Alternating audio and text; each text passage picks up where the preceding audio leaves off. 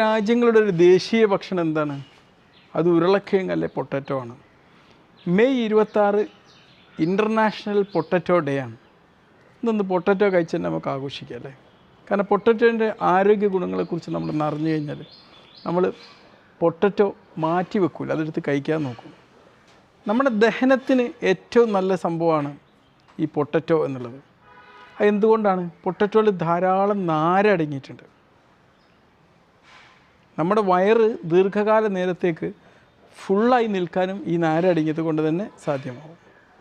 Muscle build ചെയ്യാൻ ഒരുപാട് potassium ഉണ്ട്. നമ്മുടെ മസിൽ ബിൽഡ് ചെയ്യണമെങ്കിൽ പൊട്ടാസ്യം കിട്ടണം. പിന്നെ നമ്മൾ രക്തസമ്മർദ്ദം കുറക്കാൻ, നമ്മൾ ഹൃദയത്തെ പ്രൊട്ടക്റ്റ് ചെയ്യാനൊക്കെ പൊട്ടാസ്യം വേണം. ഈ പൊട്ടാറ്റോയിൽ അതുണ്ട്. അതായിരിക്കും ഇതിൻ്റെ പേര് പൊട്ടാറ്റോ എന്ന് വന്നത്. നമ്മുടെ ഹൃദയത്തിന് പൊട്ടാറ്റോ അടിക്കുക ആൻറ്റി ഓക്സിഡൻസ് വളരെ ഹെൽപ്ഫുള്ളാണ് കേട്ടോ. ഇനി നമുക്ക് ബേക്ക്ഡ് പൊട്ടാറ്റോ ഉണ്ട്, ഫ്രൈഡ് പൊട്ടാറ്റോ. ഏതാണ് നല്ലത്?